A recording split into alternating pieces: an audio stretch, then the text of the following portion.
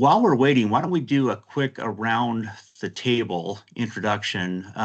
Maybe have everybody just introduce themselves and the company that they're with, and then Chad and I will go into a little bit more of an extensive introduction as we jump into the slides themselves. So Howard, why don't we start with you? Sure. Good morning. I'm Howard Latham. I'm COO with a company called Accelerate to Compliance. We do help small and medium businesses with FTC safeguards and information security. All right, very good. Thank you, Howard. Let's see, how about Rebecca? And you are on mute, just so you know. Yes, good morning. I'm Rebecca Reynolds. I am the VP of Sales and Operations for a local staffing firm called Harbinger Partners. Great to be here. Thank you. Yeah, very nice. Thank you, Rebecca. Julia. Hi, everyone. I'm Julia Teskey. I am the marketing manager for CalSense, and we manufacture smart irrigation controllers. All right, very nice. Thank you, Julia. And Andrew. My name is Andy O'Connell. I'm the Director of Product at Maxwell Healthcare Associates. We're in the home care and hospice space. All right, very good. So Chad, go ahead and introduce yourself, and then I'll jump into an introduction of myself. Sure. I'm Chad Eckes, principal and founder of C Squared E. I'm a single consultant. I do strategy consulting for B2B software and SaaS companies. And I've known Mike for quite a number of years, worked with Mike at 3M, Wolters Kluwer Health, and now we've come together to partner on this workshop. All right, very good. Thank you, Chad. So I'm Mike Haldane, and I represent a company called MarketWise. I'm the founder and president, and I'll talk a little bit more about where I'm focused in just a minute. So first of all, thank you for taking the time this morning. We're pretty excited about this. This is the first of a series of workshops that we have planned for the coming months. So this first one is all around strategic planning. And at the very end of this session, I'll tell you about what the next couple might look like, especially since we've got a pretty good definition for what it looks like in October. So I'll jump right in. As I mentioned, Grant was not able to make it, so apologies for that. It was kind of a last minute thing that came up, and so we'll hope that he's able to join us next time around. But just to give credit where credit is due, the three of us, Grant, Chad, and myself, were the ones that put together the content for this and did the planning for the workshops and all of that. So he was very much a part of pulling all that together, and we'll hope that he's able to join us the next time around. So in terms of us, so I'll start with Chad. So as Chad mentioned, he started, or he's representing C Squared E. Chad started with Accenture way back, 25 plus years ago. He and I met at 3M. And then we worked together there and at Provation Medical, which is a company in the healthcare space. And then he founded C Squared E in 2008. So as he said, he's focused on market research, strategic planning, and commercial execution for SaaS businesses. Whereas Grant, he and I we didn't actually meet at 3M, although all three of us did work there at one point. I brought Grant into Wolters Kluwer, then Provation Medical, which had been acquired by Wolters Kluwer.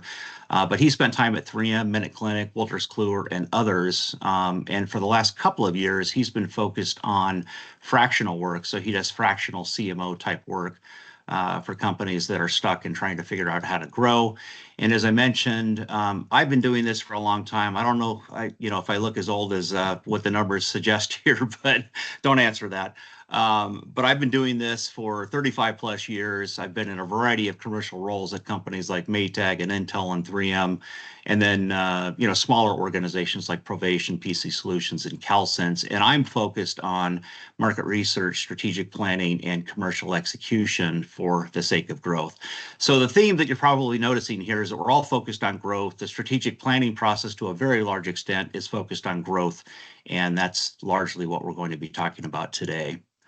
So in terms of learning objectives then, first of all, if you have questions, certainly speak up as we go. This is meant to be a workshop format. So if you have questions, Chad there's actually a raise your hand option at the top of your screen in Teams. And Chad, since I can't see it, given the fact that I'm in presentation mode, just feel free to stop me if there's a question that comes up or something that needs clarification or what have you.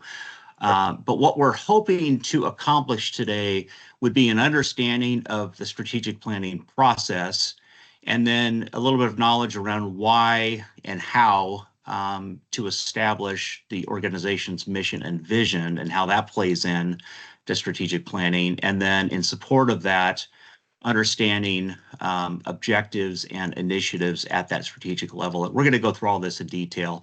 And most important is where to start with strategic planning. So we'll cover all these topics and more. We've got a number of exercises, not a huge number. We have 3 exercises that we'll go through that are largely based on the case study that people saw ahead of time. And with that, we'll jump right in.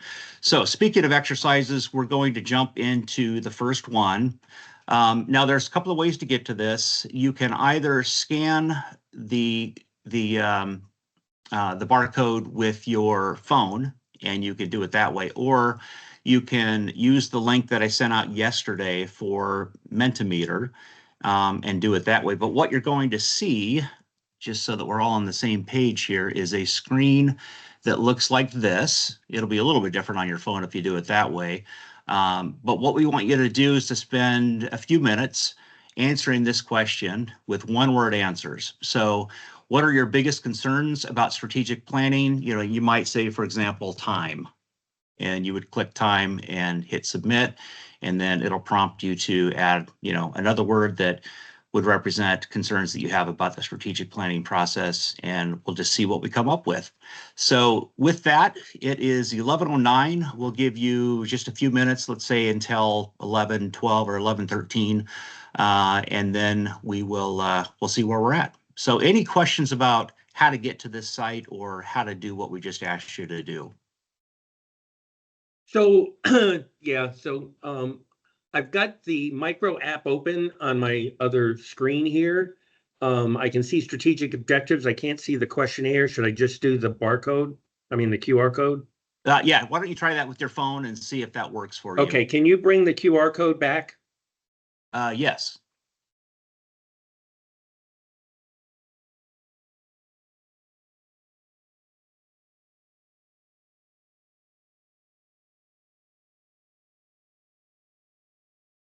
Right. Is everybody else in and able to Yep. enter in words?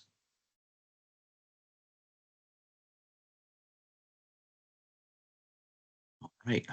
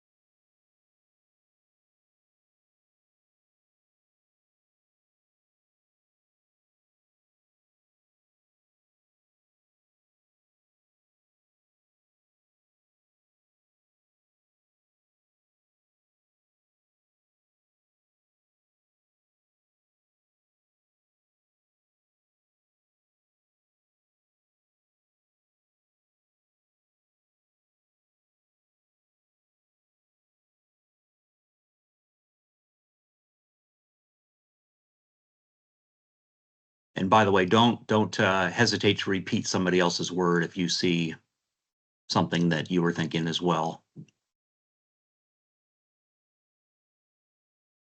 This is designed so that the more times people choose a certain word, the bigger it gets on the screen.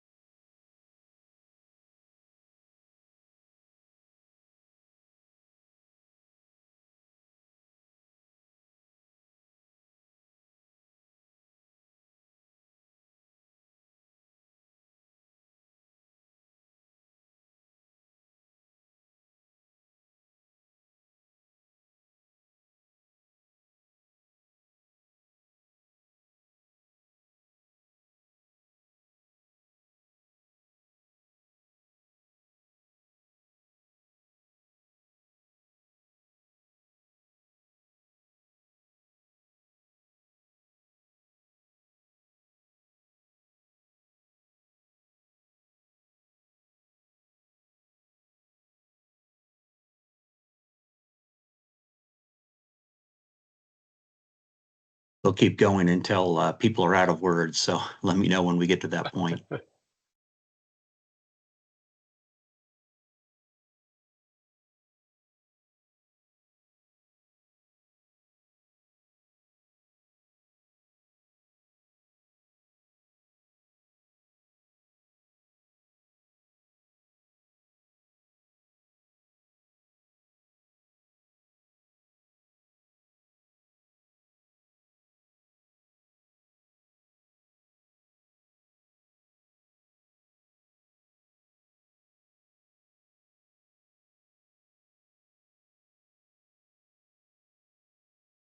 Okay. Nope, we're still going.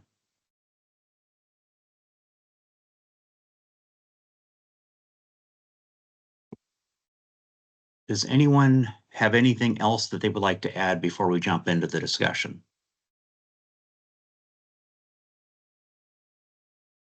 Okay, so the words that came up the most often, looks like number one is resources, and then tied for number two would be accountability and communication. So for those that chose resources, let's maybe have one of the participants talk a little bit about what why they chose that word and kind of just give us a little bit of context as to what they've seen.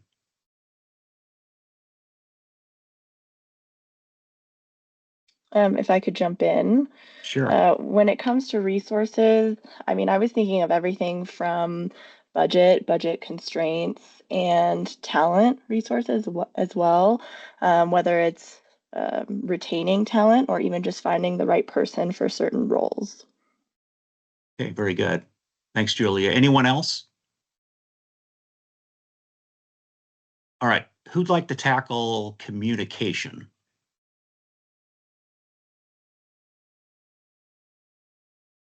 Don't be shy. Well, the reason I put that in there was just, in the white paper that you had us read, is how do you get that across an organization? We all have our day jobs. We all look at things differently if I'm in tech versus marketing. So how am I communicating it in words and language and people embracing it in their understanding and in their filters? Yeah, it's a great point, and this is one of the fatal flaws of strategic planning and execution of that plan, and we'll talk more about that. But I'll just start by saying that strategic planning is a team sport, and it needs to include a lot of people on the front end, so that when it comes time to communicate, people aren't seeing it for the first time and they've already bought into it. So it's a great word to describe what oftentimes happens from a trouble perspective. So looks like we have a new one that came up as well. So implementation, anyone want to tackle that one?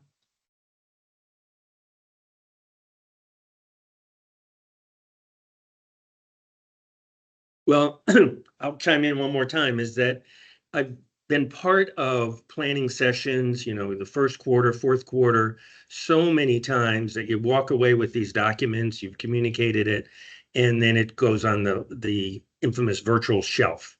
Yep. And so the actual holding, and the other words down there is accountability, but that you're actually implementing what you say you're implementing. Yep. With your, I'll use the term again, with your day job, keep interrupting. Yep. Is a concern after you put in all this work up front.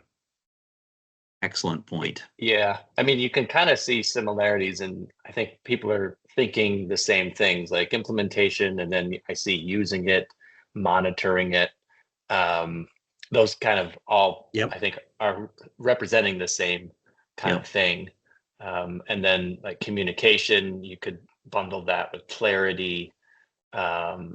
Accountability, you could bundle that with ownership, definitions, stakeholder. I mean, yeah, you can see how you could. I think a lot of us are thinking the same thing, or the group is, which is great. Just different words. I don't know if I like, maybe is there one or two things in here for the group, and Mike, you included, that kind of jump out as like out on its own in a corner, and maybe we discuss that before we move on.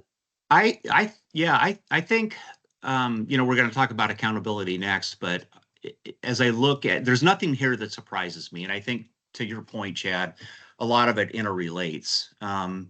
There are some nuances that I think are maybe worth talking about. For example, risks. But I'd be curious what everybody else has to say about it.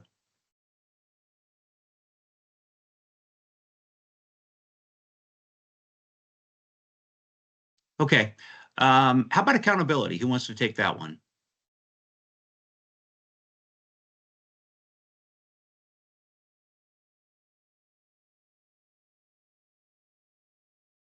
I haven't heard from Andy or.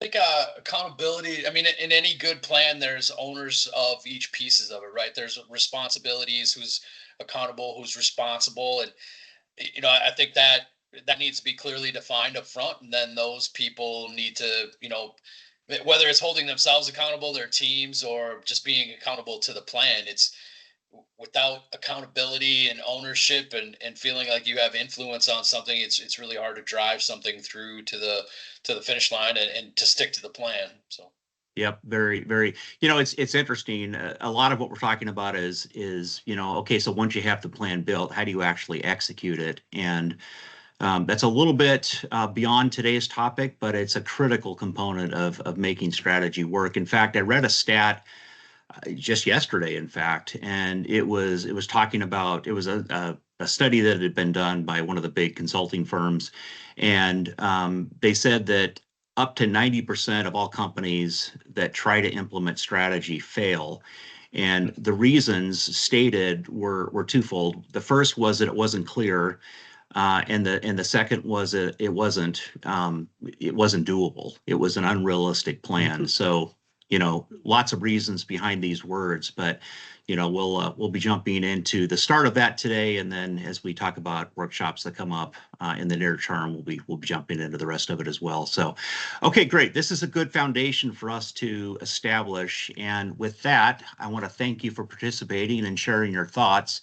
And I'm going to jump back into the deck here and talk for just a minute about the strategic planning process itself. So we're going to go into most of this, or at least part of it, in detail today. But I wanted to start with the mission and the vision and talk about why that's important. We don't have time today to go through all the detail of inputs and outputs and all of that, but let's at least understand kind of the basics of the planning process. So I guess I'll start by saying that the mission and the vision are kind of where everything starts. Because if you think about the mission of any organization, whether it be a for-profit company or a not-for-profit or whatever the case may be, even like a government entity or something along those lines, the mission is all about that organization's purpose. And so it's, in other words, it's why it exists. It's we're here for the purpose of X. And the vision is, basically what that journey is going to look like between here and there. So if our mission is to, in the case of our case study, something along the lines of it's to, help patients by, preempting critical conditions and that sort of thing. The vision is, okay, how are we going to do that? What does that journey look like as we go? So this really sets the stage for the strategic planning process, because everything we do should be in support of this. And then as we back up or, go down one step, we say, okay, well, if that's our mission and vision, what are the objectives, the strategic objectives that we need to accomplish over the next 3 to 5 years? And, these could be things like, hey, we need to hit a certain revenue level, or we need to have a certain number of customers, signed up by this point, or we need to ensure that we've got investment if it's a startup company and that sort of thing. And then the strata initiatives become, okay, what are the big things that we need to work on in the next 1 to 3 years that enable the objective? So if one of our objectives, for example, is revenue, you might say that, well, from a strat initiative perspective, then we need to do more with our channel partners. We need to ramp a sales team. We need to ramp a marketing effort. We need to hire, certain people in certain roles and those types of things. So you're gonna wind up picking a few, not 10 or 15, but a few, maybe 3 to 5 strat initiatives that you can work on for the next 1 to 3 years that will help enable the objectives, which of course are in support of the mission and the vision. And once you have those strat initiatives outlined, then you can start talking about the specific things that you need to do this year or next year, if we're talking about, preparing a strat plan this year for the purpose of next year. And they would be things like marketing plans, product roadmaps, and that sort of thing. And then the operating plan is largely financial, but it's okay based on the assumptions that we've made, the plans that we have, the initiatives that we've taken upon ourselves. What does revenue look like? What does profitability look like? What does cash flow look like? Basically the supporting financials to accomplish what we said we want to go accomplish, including things like we're going to hire a team and fill certain roles and that type of thing. And then to the point made when we did the exercise, the really critical part of all of this, not any more critical than anything else, but critical from the standpoint of not letting it be that, sit on the shelf kind of a plan, is setting up for execution. And we'll touch on that today, but again, we'll get into that in a lot more depth as we look at future workshops. So that's it in a nutshell. And, with that, I am going to turn over to Chad. I think we're about right on time, Chad. So Yeah. Let's continue on. And I guess before we jump into this particular slide, though, is there anything about this that doesn't make sense, or do people have any questions about any of this before we jump into the details? Okay. Take it away, Chad. Great. Yeah, and I just have a couple of quick slides before we get into using the Miro board to look at some of the responses you sent in terms of, what would a good mission and vision statement be for that case study we sent out, the Acme Med case study. But just building on what Mike said, the mission and vision of the company really is where strategic planning and strategy starts. Maybe goes without saying, but a mission statement really defines what a company is, what it does, and why it exists. It should be a clear and concise and inspiring statement that guides the company. The vision is then where a company wants to go in the future, where it wants to be. It can be very aspirational in terms of motivating employees, customers, other stakeholders. It can be very vision-like, oh, if the world is going to be better, here's what we think is a better world. One analogy to draw on maybe is to think of mission and vision like a vacation. In a vacation, you're going to want to know why you're going. For example, is it to have fun? Is it to relax, be with friends? But you also want to know what to expect, like what to expect when you're there. How much time will it take? The places you'll stop, the fun you'll have. These are all normal questions when you're thinking about a vacation, when you're on vacation, and it's kind of no different when you're thinking about the strategic plan for the business.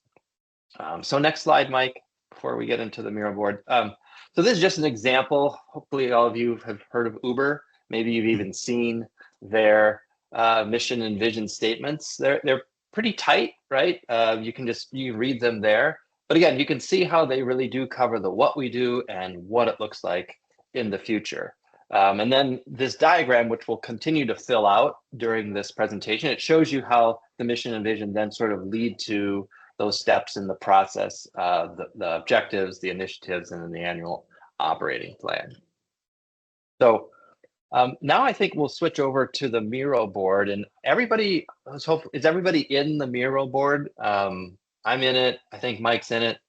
Mike will share the screen, but it might be best for just everybody to sort of go to that mission and vision exercise in the upper left, where we've put, I was able to collect 3 answers from people. If one of you or others sent them in, I'm sorry, it just maybe got too late on my day to put them in here, but definitely go to that part of the Miro board where I wanted to start by having everybody just review these mission and vision statements that people submitted.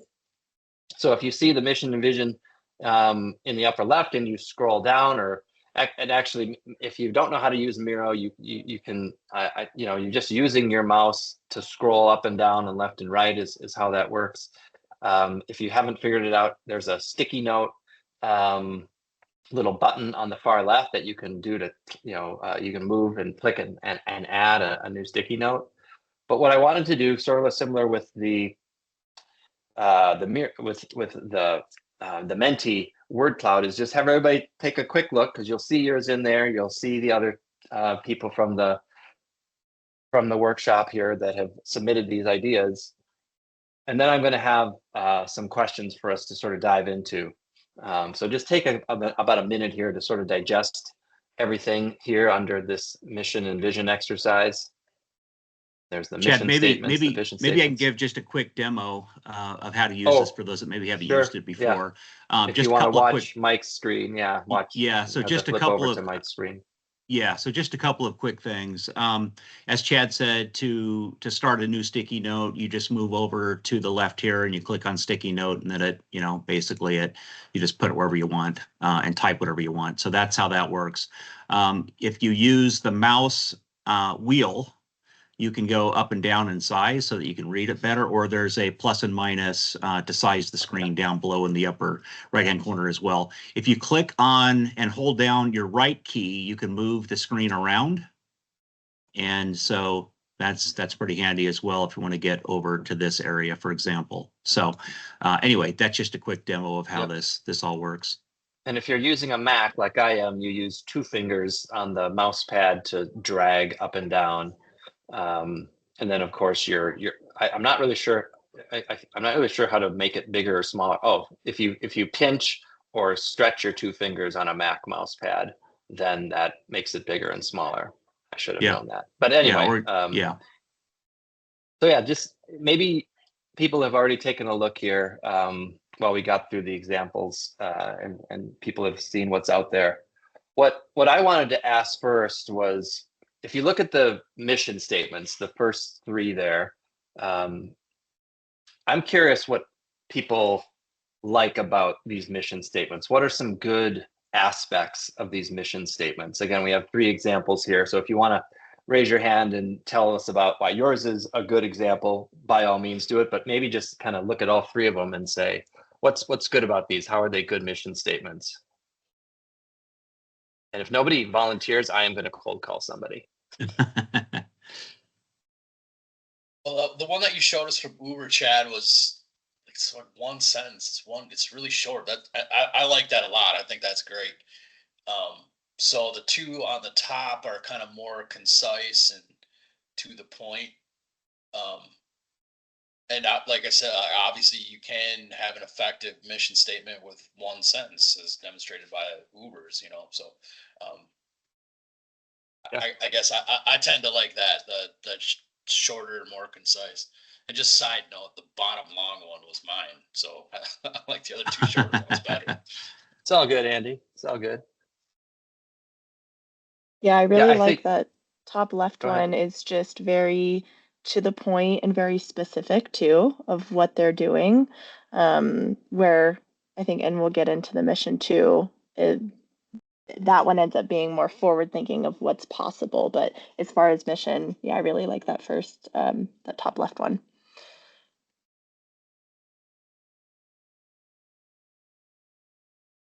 Yeah, and the top left one I happen to do, but I really struggled with, and I'm not sure it was an objective, but making it emotional enough.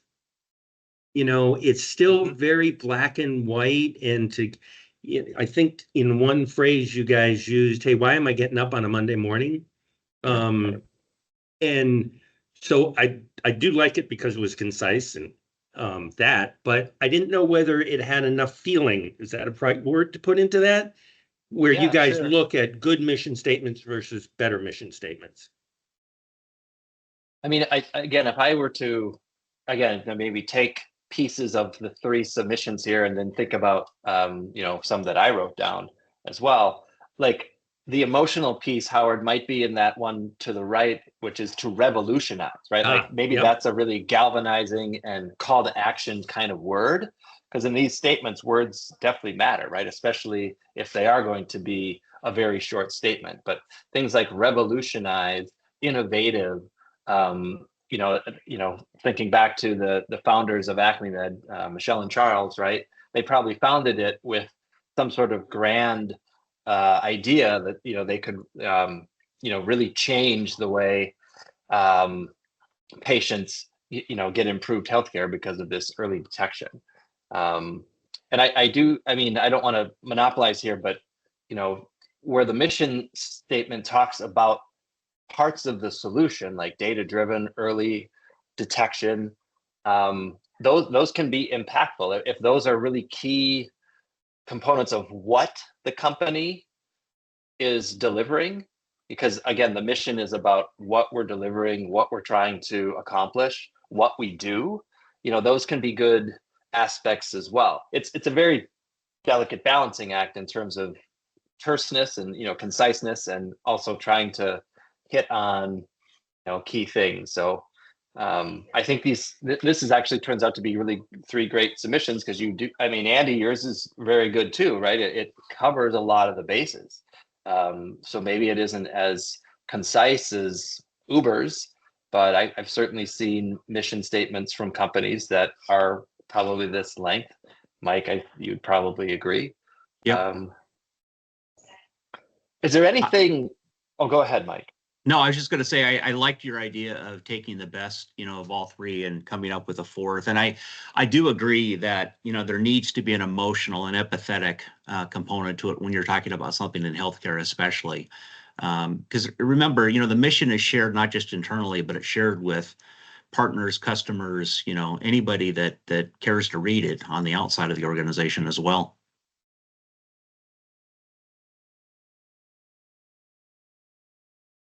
I'm just taking a note here, things that we're talking about, because if we might want to come back to this somewhere down the road.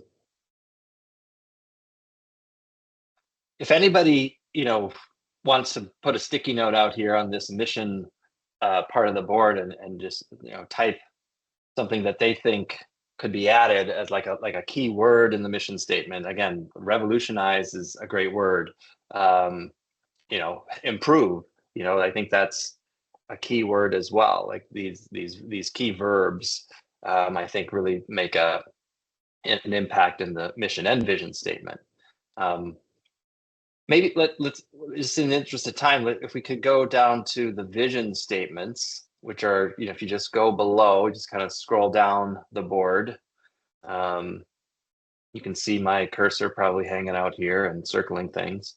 And the first one is maybe a little small, so you might have to zoom in. But again, what do people like about these vision statements, which are, again, different than the mission statement? This is more of that aspirational, the top of the mountain kind of statement.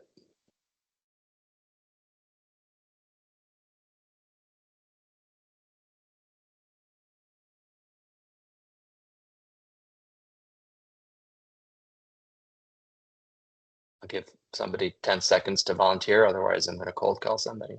All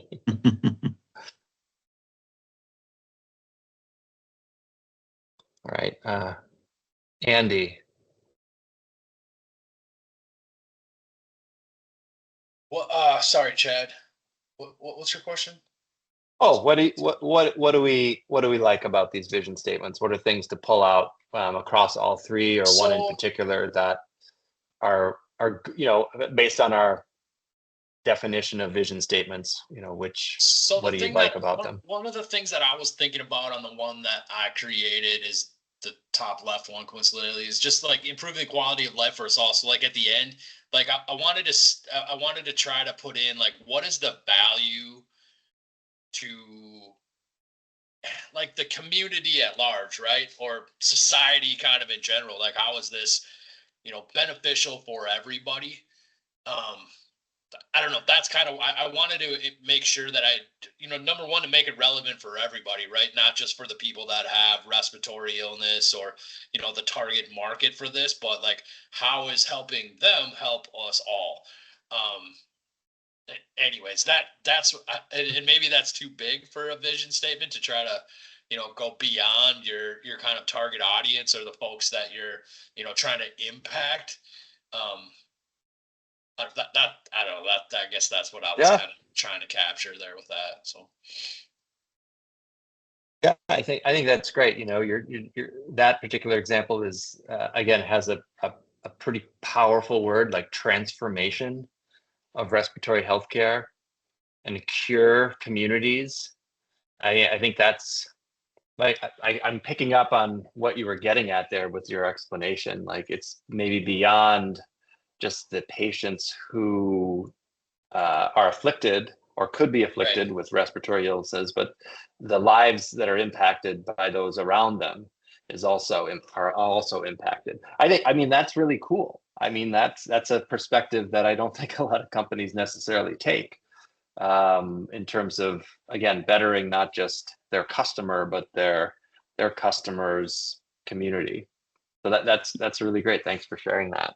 Yeah, you know, the other thing that I was thinking about that's related, as you were talking about it, was, you know, so it's, if the mission is to, you know, improve the lives, I'm just, you know, making things up based on what we talked about earlier, but if it's to improve the lives of those inflicted with this condition, and the vision is all about, you know, having a positive impact on, you know, their lives and the people around them. The other part of that vision could be, or an alternative vision could be, that you're going to make this available to all who need it, right? So if you think about, you know, pharmaceutical companies or med device companies or healthcare in general, it's about, you know, advancements and improving lives, but it's also about access and giving people, you know, that maybe struggle with access, the treatments that they need so that they can have the benefits and see the benefits of, you know, the technology and the effort and that sort of thing as well.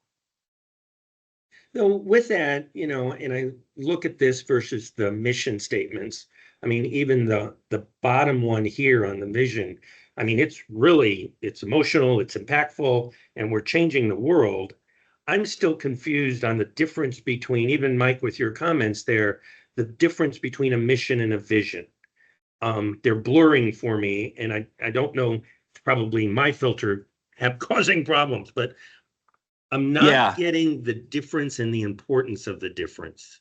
Yeah. Good question. Yeah. So let me try to clarify. And I guess let me start by saying that they're highly related, because one is, you know, sort of the purpose of the organization, and the other is, you know, sort of what it looks like between, you know, now and then. So it's nuanced, very much so. In this case, you know, just going back to the example that I gave, just to simplify things, if our mission is to improve lives by, you know, providing solutions that remedy respiratory and maybe other ailments, if that's our mission, the vision, you know, could be something along the lines of what I just said, which would be, and to make it available and affordable to anybody who's inflicted by those illnesses. In my own company, I'll just switch gears completely. So my mission is to help companies grow. And my vision is that I want to be able to help them grow by providing stellar market research, strategic planning, and help with commercial execution. So, you know, the mission is help them grow. The vision is how I actually do that, what it looks like along the way. Okay. Did that help? Or? Yeah, your last example helped a lot. Yep. Okay. All right, good. And just to, I mean, again, I think Mike actually picked this one out, but I love it. Again, if you go back to Uber, their mission is to ignite opportunity by setting the world in motion. So I think it speaks to who they are, what they're providing. They're providing mobility, right? But their vision is to make transportation as reliable as running water everywhere for everyone. So that's an incredible analogy, right? Like they're really, like, that's super aspirational, right? And again, Acme Med could come up with a vision that has to do with access for everyone, or, you know, to eradicate respiratory disease, like something like that. I think, at least in my experience, that's the vision almost becomes like that's a little crazy, isn't it? Like, to think that way, or like, but it's also like, it keeps everybody in the company and investors, I think it keeps them kind of focused on, like, okay, yeah, you're really trying to change the world here. That's your vision for the world, and why you're, you know, what your company can do to change the world.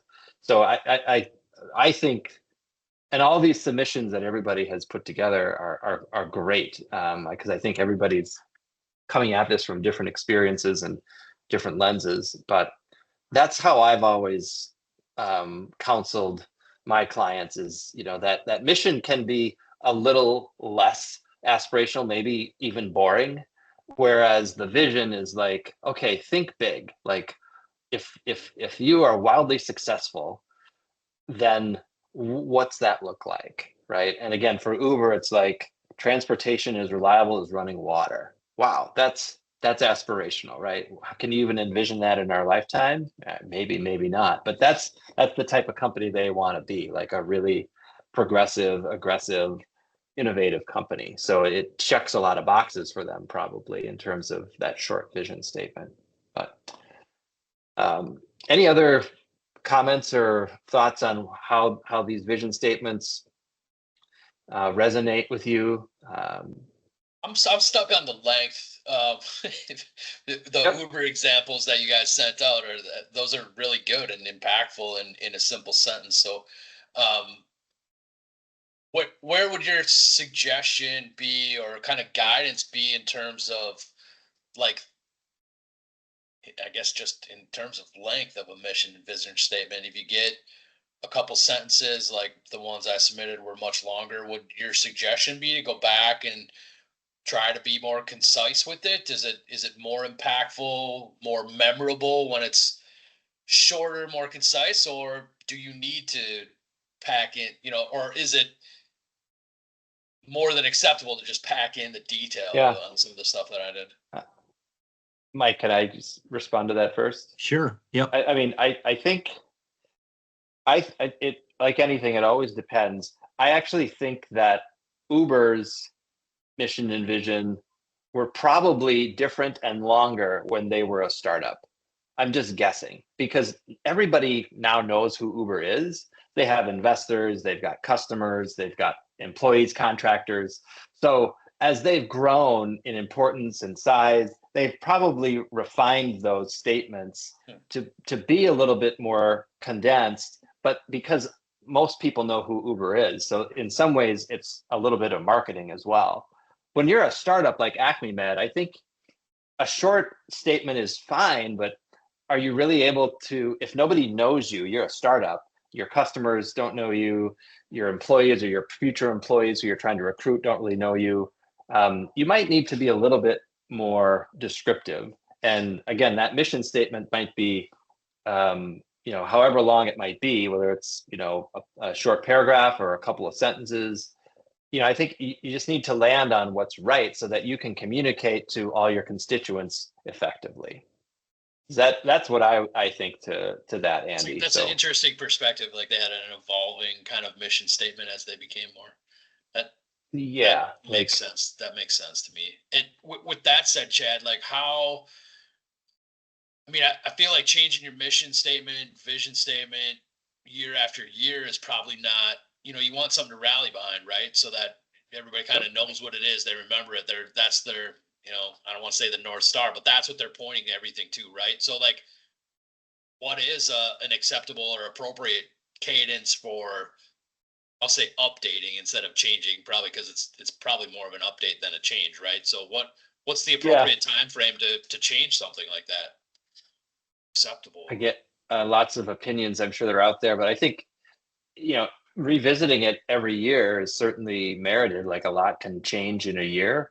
I've seen a lot of companies revisit it when they might get, they might merge or acquire a company, and that sort of changes their combined mission and vision. There's some companies that don't change it for a long time. Again, large companies that are probably pretty stable from a P&L standpoint and growth standpoint, they might not change their mission and vision for a long time. So, smaller middle market companies, every year probably look at it and evaluate it. And if it makes sense to pivot a little bit or adjust it, that's fine too. That's my thought. Mike, or anybody else have a thought? I mean, I'm not the expert on this by any means. I think we're all in this together here.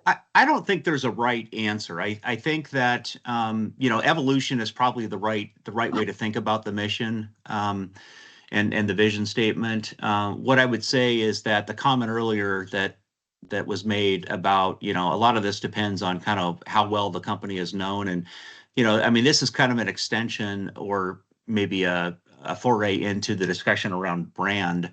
And, over time, people understand what a company does, and therefore the mission statement and the vision statement can be shorter. there's a lot of wordsmithing that would happen under, normal circumstances to get this just right. Choose the right words, choose the right length, et cetera. But I think, generally speaking, it is the North Star until something big changes like an acquisition or what have you.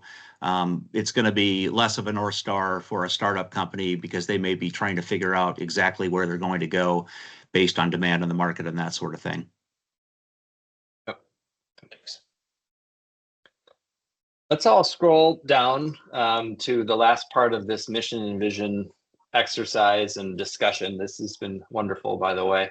So we asked from the case study what you think might be missing, or what would Charles and Michelle need as they go into developing mission and vision and go into their strategic planning efforts. Again, the case study sort of laid out who the company is, their product, strengths and some weaknesses, and then it was sort of like, well, Charles and Michelle, they need to define a strategic plan, and they're going to go away and do that as the founders, whether that takes a week, a month. But this question was really about what are they going to need in their backpacks when they get to that room, or they get to the meeting, or they have the series of discussions to build the strategic plan. And the list that is showing here is what people submitted. A few of you submitted like 3 things, 4, 5, 6, I forget. But these are all really great ideas. I don't think anybody would look at these and say like, no, I don't think we would need that in our backpack to start strategic planning. But I do wonder if anybody, since reading the case study and having this discussion here and looking at this list, would like to add any. So maybe this is an opportunity for people to use the Post-it note, drag one over, and type something that might also be beneficial for the founders to have in their backpack, so to speak, to be prepared to do strategic planning, or activities to perform, or data to have. So just give everybody like 30, 60 seconds here to maybe add to the sticky notes. And then I'll have one other question about it before we move on. Mike, you're allowed to add too. Add it, I was thinking about values. Is that something that would already have been established before this? Is this something that the team who's doing the strategic planning maybe take a look at and make sure that they're still aligned with those values? I'm curious where that falls into the process. Very good question. Mike, I've been taking all these questions. I don't mean to hog them. Did you No, want not at all. Yep. So yeah, values are normal. We didn't really hit that particular topic, but values are normally aligned when you're talking about mission and vision. So, a value statement or a series of value statements would normally be put together at that point in time. So, when you're talking about what it is that the purpose of the company is, you would also be talking about, vision, and then kind of what the ground rules are for how you're going to operate. And those would be the values. Got it. All right, so I took my eye off the Miro board, but somebody added market research. Yep. Yeah, that was me. Okay. Yep. Which again, we didn't do any clustering or haven't done any like synthesizing. I just put the raw answers in from people who submitted them, but you can see different, things you could cluster, things like the sales pipeline and the target list of prospects. That's all. I guess prospects are different than pipeline. So, but current trends, competitive knowledge, market segment information, all of these things, kind of go into that market analysis, market research. Like if you needed to do market research, or you did market research, or you have voice of the customer, macro trends. Yep.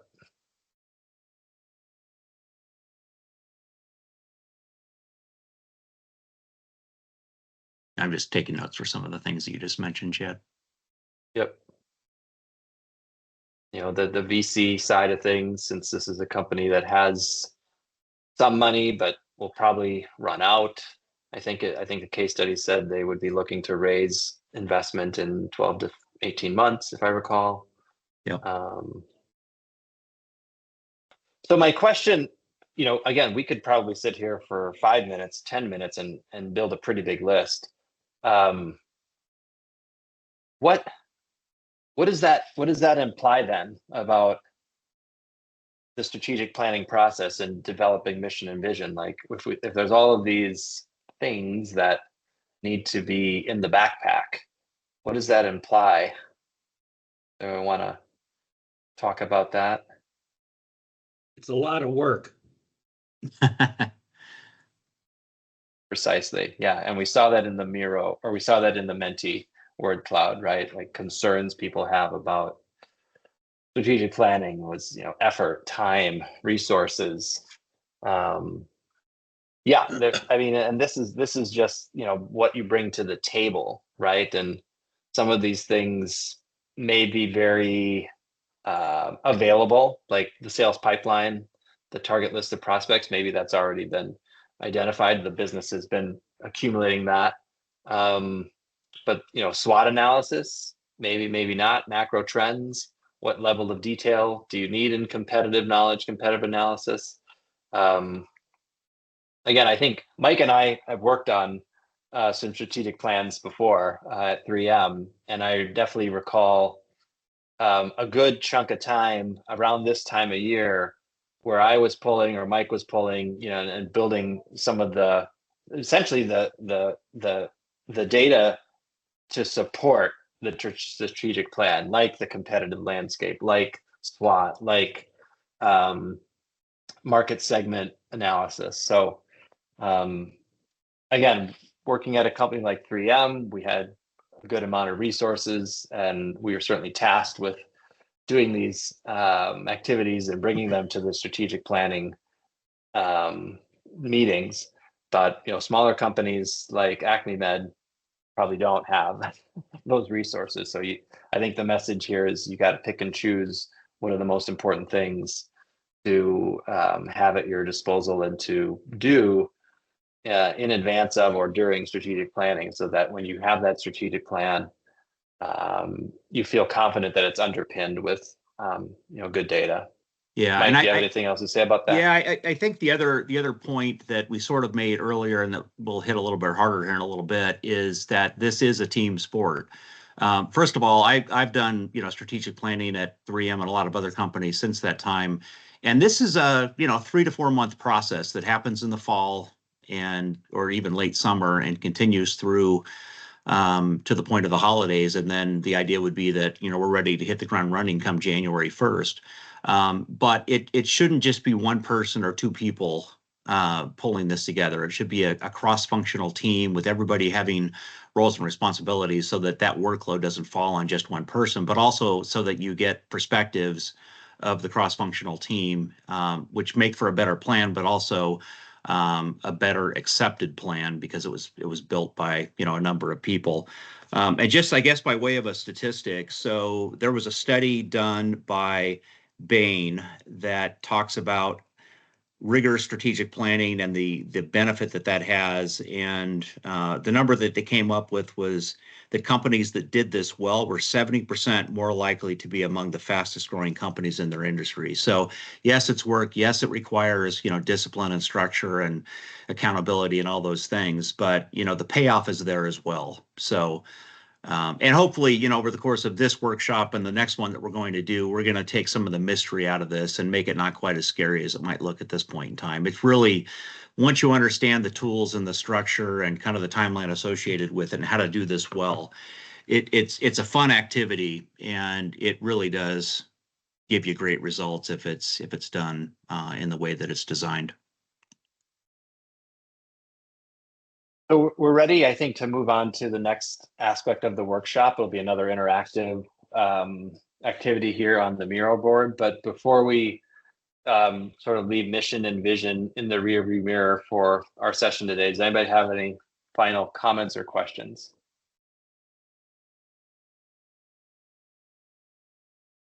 Okay, great. And yeah, I haven't seen anybody chatting questions or raising their hand on Teams, so we're good. I think, Mike, do you have a slide or two before we get into the next Miro board piece? Yeah. So Okay. you should be able to see that now if you switch back to Yep. the view that I'm presenting. Teams. The other thing that I'll say is that, both Chad and I are available after the fact to answer any other questions that you guys might have. This was not meant to be, capture everything within the 90-minute window that we have. If you have questions that come up after the fact, feel free to reach out to either or both of us. Okay, so I wanted to jump in a little bit more about the objectives and we talked about how they enable the mission and the vision. So once we understand our mission, our why, and our vision, our what, we have to determine how we're going to measure progress toward achieving those. So the way that we do that is with strategic objectives. So these are typically things that are looking out, as I said earlier, 3 to 5 years. These are things like revenue growth, market share, profitability. For me, as I look at my own business, it's things like number of clients, how many colleagues like Chad and Grant I've been able to bring in to do collaborative work with, like we're doing with this, an NPS score above 50, which if you're not familiar with NPS, that's a customer satisfaction score that's pretty prevalent. That 50% of my business comes from referrals, and then my revenue goal, over the course of the next 3 to 5 years would be, something in the $5 million range. So just a quick example of kind of where I'm at as a newly, started organization going back to February. That's how I think about my 3 to 5 year strategic objectives. But for more established companies, it's going to be a revenue growth target. It's going to be a market share target. It's going to be a cash flow target, profitability and that sort of thing. And then, we have to talk about how we're actually going to make those things happen. And that's the strategic initiatives. And this really is kind of the, these are the things that you're going to go work on that are actually strategic. So we've sort of defined, what we're doing, how we're doing it, what our objectives are over the next 3 to 5 years. These are the things that I'm going to go do to make those 3 to 5 year objectives a possibility. So, I gave a few examples here, but there are many. Could be new products or new services, or it could be an as a service offering. Maybe you're an old brick and mortar company that needs to figure out how to do as a service, or set up subscription pricing. That could be one initiative that you need to go off and figure out and launch. It could be some changes to the pricing model. As a service would be an example of that, but maybe it's that you're doing some bundling with services and products and that sort of thing. Could be changes to your channel and or the sales team. So maybe you've always called on customers with a direct sales team, but maybe now you need to include some channel partners as well to improve your reach. Or maybe it's the other way around. Maybe you want to move from the channel to a direct model. Maybe you feel like, hey, our customer base is not as aware as it needs to be about what it is we do, especially because we've changed things up in the recent past few years. Maybe you feel like there's some credibility that needs to be built. Maybe you want to set yourself up as a thought leader in a particular industry, or maybe there's some lead generation work that needs to happen to fill a funnel to help you achieve those revenue numbers that you set out to achieve as a part of your strategic objectives. Could be hiring for senior level positions. Maybe it's the creation of somebody who is going to manage a service organization, or maybe it's a new CEO. Maybe it's somebody that's got responsibility for AI and the impact that has on the business. Or it could be, that you want to establish partnerships or even do an acquisition, or maybe you're even wanting to sell and be part of an acquisition, but from the other side. So these initiatives could be a number of different things, but again, they're all in support of the 3 to 5 year objectives. And it's really identifying what are the, 2, 3, 4, maybe 5 things that we're going to go start on this year to enable the objectives. And then once that's done, there's a full set of planning that happens with each and every one of those objectives, with an owner and a cross-functional team involved and milestones. And, you set it up just like you would a project plan. And we'll talk more about that in a minute as well. So in terms of our user example, then, if you think about the mission and vision that Chad reviewed, and then think about their 3 to 5 year objectives, for them, it's expand market share, it's enhance platform efficiency, it's diversify offerings, and it's improve safety and compliance, as enabled by their strategic initiatives, which in their case would include growth and delivery. A growth and delivery segment. expansion of Uber Freight, advancement of autonomous vehicles, and improvement in driver experience. So they're doing those 4 things this year to try to accelerate achievement of their objectives, which are in support of their mission and their vision. I'm going to pause there for a minute just to ask if there are any questions that we should, or any comments that people would like to offer at this stage.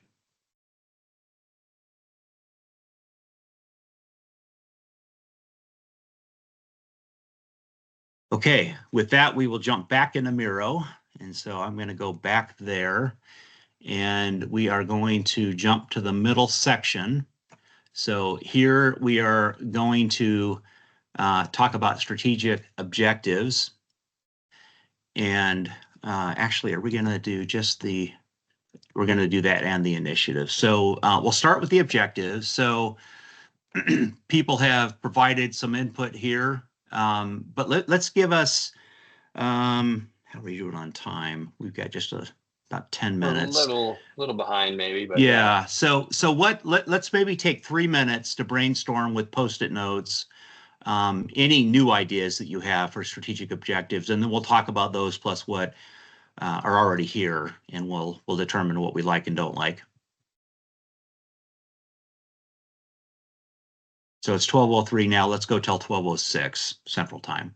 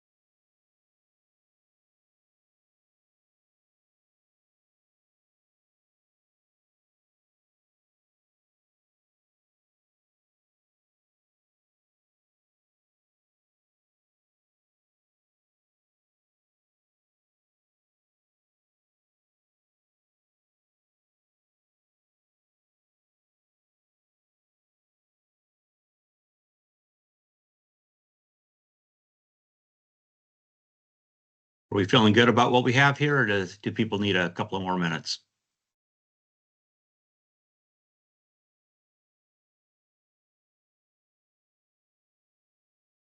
Right, Andy, I'll let you finish up there, and then we'll move on. Small down here, struggling to type correctly. No problem.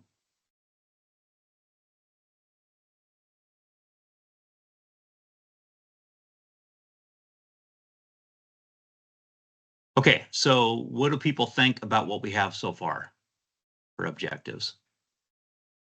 Well, I guess my first thought is how strong the 3 to 5 year strategic time frame needs to be. So like my reaction to the one that was added, eliminate data collection issues from devices and wearables. To me, on a time frame perspective, if you don't do that right away, you're screwed on everything else, at least the way it's, mocked up. And so the balance between the initiatives and the objectives of that time frame of what do I have to do first, and how does that play into those things? Yeah, so my observation on this is that we have a lot of good thinking that's gone into it. I'll use the second on the left. I'll use the second Post-it note down as an example of what I'm talking about. There's a little bit of a mix of objectives and initiatives in this exercise or in this section of the exercise. So I'll use that Post-it as an example. So revenue growth, an objective would be revenue growth of X dollars in that, let's just say 3-year time frame. So by the time we get to 3 years, we will be achieving annual revenue of, $50 million. The way that you do that would be to expand the customer base and, expand globally and add partnerships and, et cetera, et cetera. And so when I say there's a mix of objectives and initiatives in here, this would be a good example of what I'm talking about. So your objective would be to expand revenue growth to $50 million. The way that you do that down below would be the initiative. So we're going to expand the customer base, by doing X, Y, and Z. We're going to go global by moving into these countries. We're going to expand the channel by signing up with, X, Y, and Z channel partner, et cetera. So there's a lot of great stuff here. And the trick with objectives is to not boil the ocean, right? That's the tendency. The tendency is to say, we're going to go do these 15 things.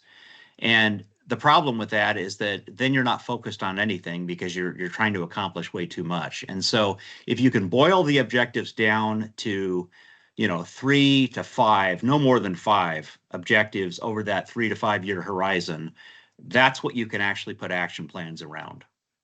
Mike, how are strategic objectives different than goals? Because when I look at like a revenue growth of X, like wouldn't that just fall or couldn't that just fall under your revenue goals? You know what I mean? Like explain the difference, I guess, to me between just straight goals and strategic objectives. Yeah, I mean, these words mean the same thing, right? Objectives and goals are basically synonyms for each other. You'll notice in the model that I showed earlier, that was the strategic planning process, I didn't use the word goal, or at least I don't think I did. And the reason for that is because when I think of goals, I think of personal goals.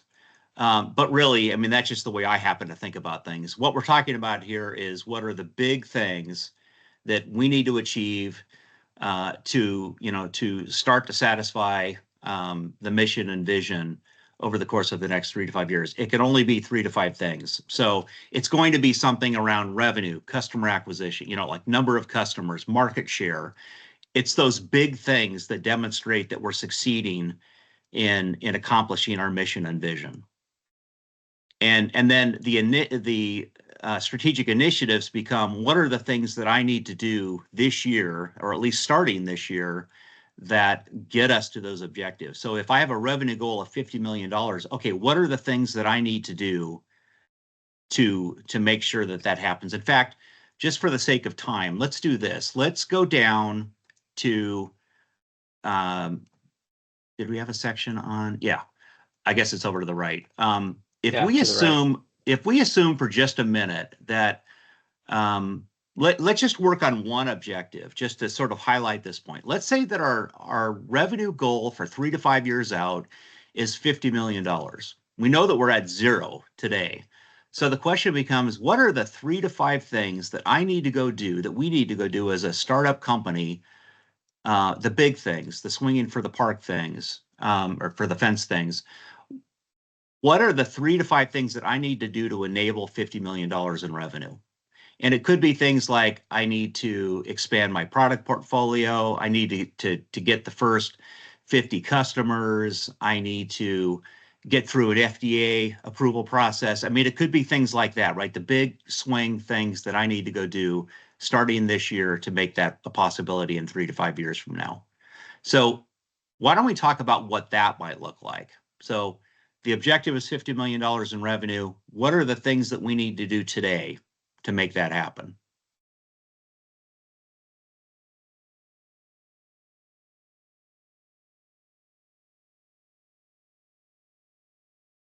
Julie, I'm going to call on you just because I know you better than anyone. So if you were to think about a $50 million target, what are some of the things that you would think we need to be working on this year to make that happen, given our startup status? One thing that I was just thinking about is expanding the geographically, what regions that we're selling to. Yep. Okay, so let's use that as an example. So we are right now, let's just say that we are in the United States. We've done our pilots, and they've all been US based. But maybe we want to move into Canada, or maybe we want to move into select countries in Europe or in the Middle East or in Asia. And it may be too soon to do that, but maybe we've made the determination that it's not. So one initiative would be to expand into certain countries in 2025. And there would be an entire plan around how to actually go do that. And that would be the project plan specific to that initiative that Julia would own. And she would pull in a team of people that are also going to be a part of executing that plan. But that would be an example of an initiative that would support that objective of 50 million in revenue. What else can people think of? Quick question about that. So then something like doing research in those new regions that you're trying to go after, that would fall underneath the plan, right? Correct. Okay, Right. of that item. Okay. Yep. So you may say my initiative is that I want to expand geographically, but you don't know yet which countries you need to go to. So the first thing you're going to do is to, do some secondary and primary research to try to determine what your priorities are. You can't do it all at once. You've got to pick probably, in a year's time, maybe 2 or 3 countries, but probably no more than that. So yeah, research would be one element of that plan for that initiative around expanding geographically. Okay, so other than geographic expansion, what else could potentially be an initiative to support that objective of 50 million in revenue? Well, I guess I go back to the time frame comment earlier of, the pilot suggested that, hey, data integration, we got some problems there, and data accuracy, we got some problems there. Yep. To me, those are 2 big showstoppers before I can get off the launch pad, if you will. And so there's an internal products thing that's got to be a short-term initiative to allow the rest of the gas, whatever you're doing, to work. Thank you for bringing that up. So that is a great example of a product initiative. So you might say, we need to fully detail our product roadmap, including resolving, the issues that you've just identified or that have been identified. So we need to have a product plan that looks out 2 to 3 years. And first on the list is to rectify those issues. So you might say, okay, we have a geographic expansion initiative. We have a product stabilization and road mapping initiative. We might have a hiring initiative or a channel initiative, or a marketing initiative that's around awareness, credibility, and lead generation. Those are the typical things that you see when a company is trying to go from 0 to $50 million. But what else can people think of?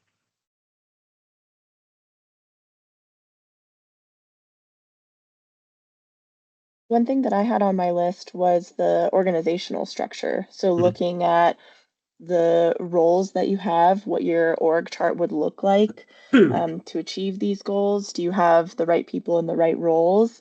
But then also setting up documenting processes and having onboarding and training systems so that as you're getting ready to grow, you have kind of these foundational pieces set. Yep. Yeah, that's great. Excellent.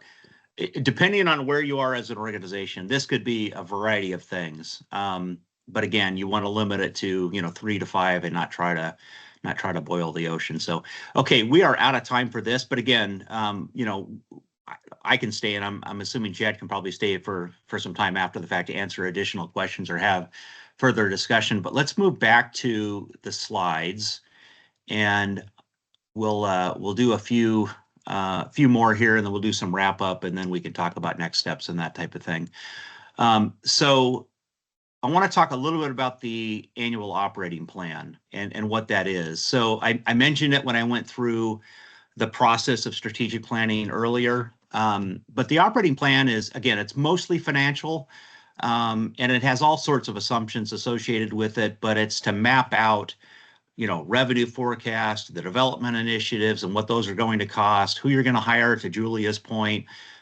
If you have a staff already, what the raises might look like, what the marketing spend is going to be in this year, sales commissions, other operating expenses, expected margins and that sort of thing. So this really is a set of financial documents. It's a P&L, it's a balance sheet, it's a cash flow statement, and all the assumptions that go into that. It's basically, how are we going to manage this business and keep the doors open between January 1st and December 31st as we're trying to accomplish the initiatives that we set out to accomplish, and not overspend or underspend or what have you. So the operating plan is specific to the year that you're in, and it's meant to, make sure that you're being good stewards of the financial well-being of the company as you run the company and deliver on the strategic plan that you've set up to deliver on.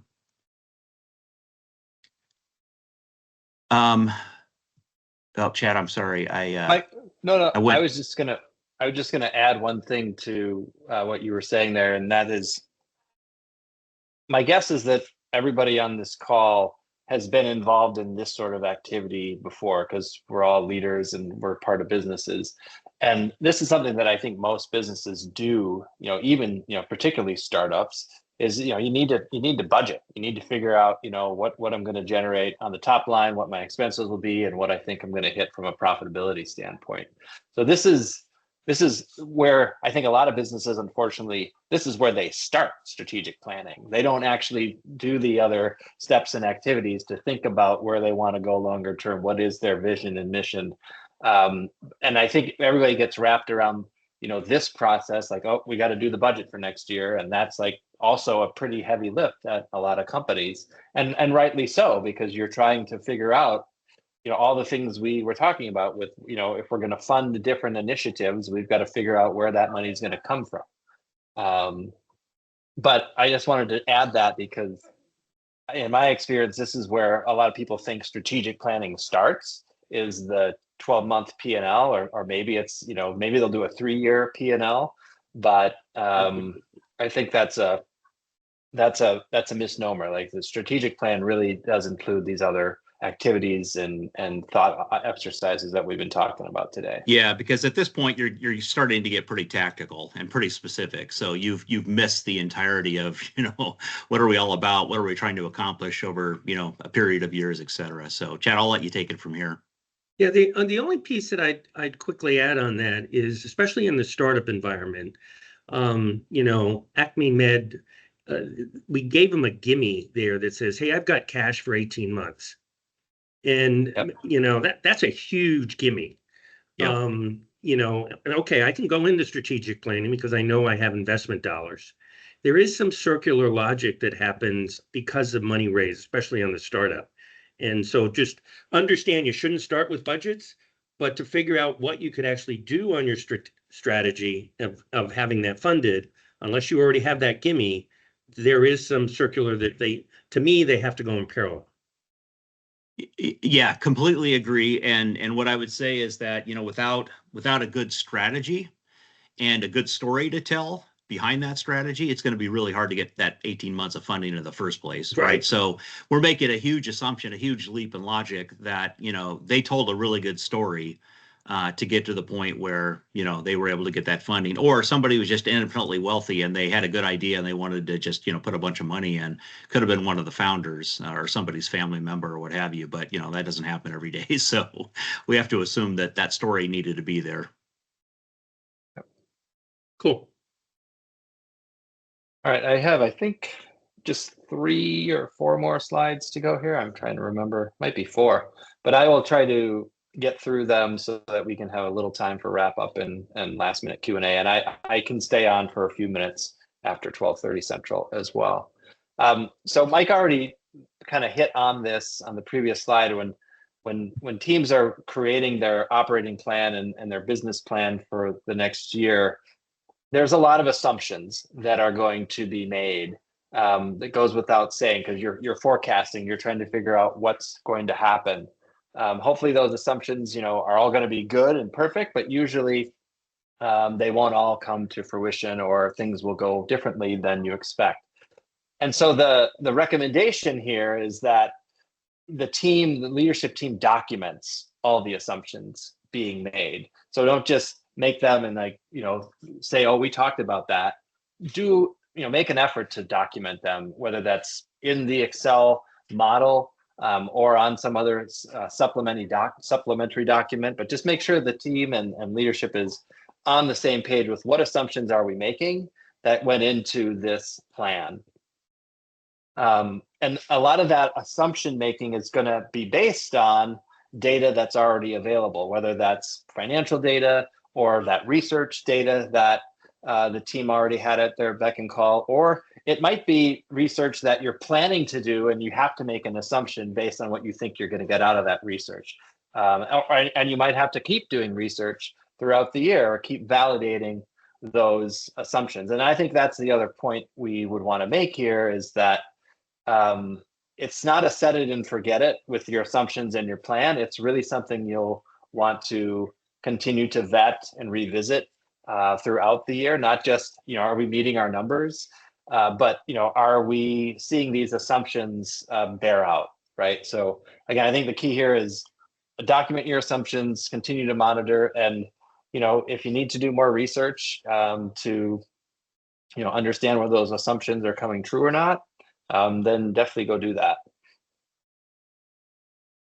Okay, I think we can go to the next slide. So here we are back with Uber. Again, just sort of, finishing the story here. We started with mission and vision, the objectives and the initiatives. And so their operating plan, again, it's going to be the key financial statements, right? The top line, bottom line, cash flow statement, and balance sheet. So a business like Uber, that's they do that in their sleep.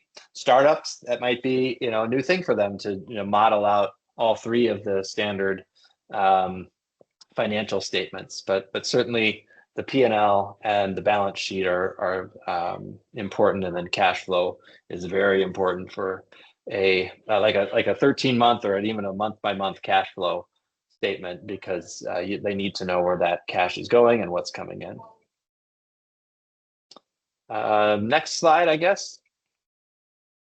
So the last thing we want to convey in the workshop is the importance, or I guess reiterating, because Mike's brought it up, but we want to talk about that importance of making strategic planning a team sport, or making it a team effort.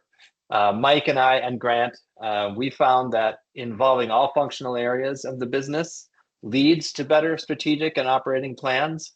And this brings multiple perspectives to the table. I've seen it today in this workshop, because all of us have different backgrounds and different roles at our companies.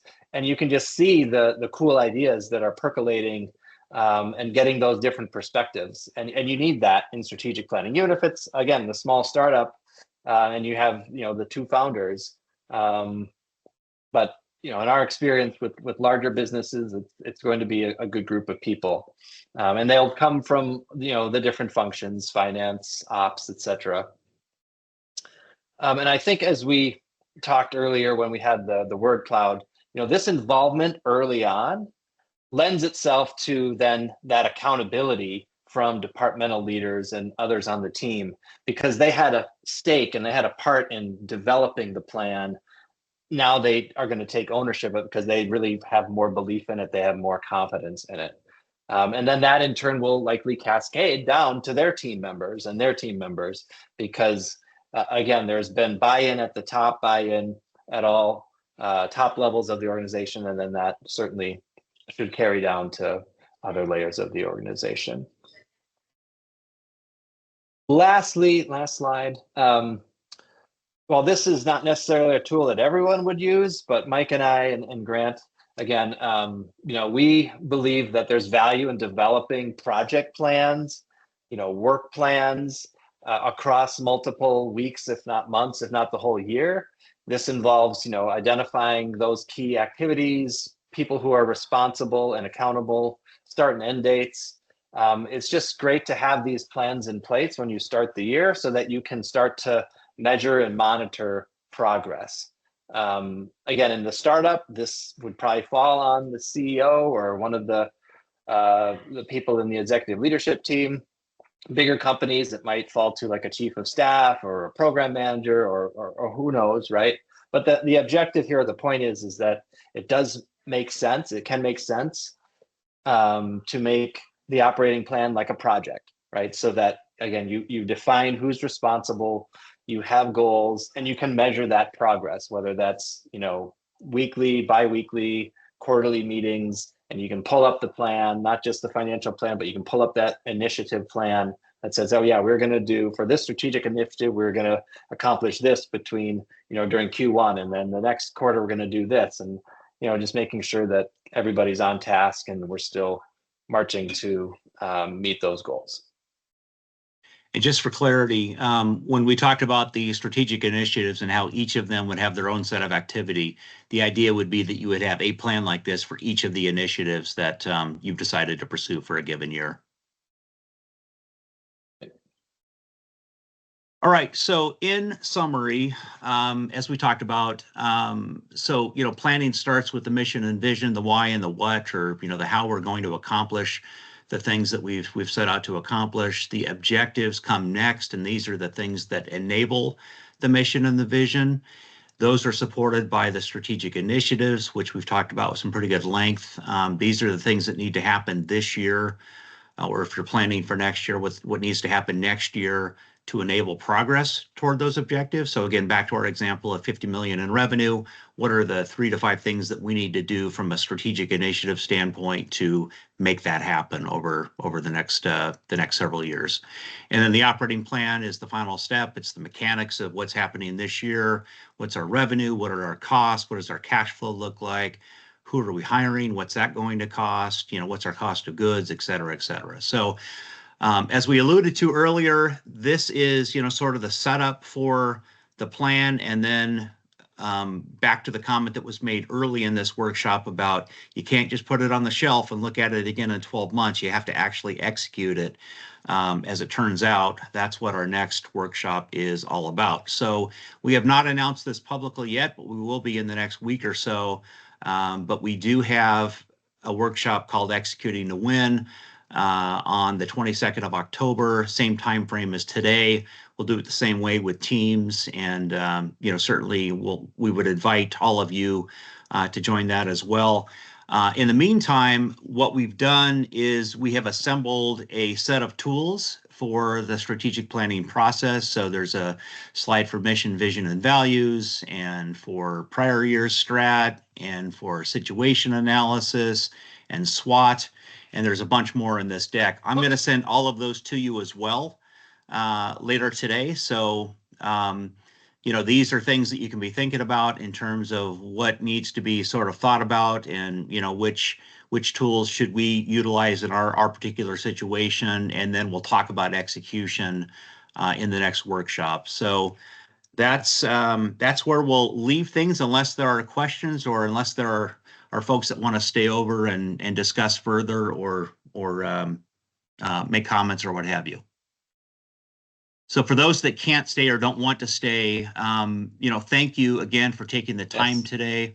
And I know I speak for myself and Chad when I say that, and we're excited for the next one as well. But thanks for taking the time and for the feedback and for the input and the participation that we saw today. And I hope you have a great rest of the day.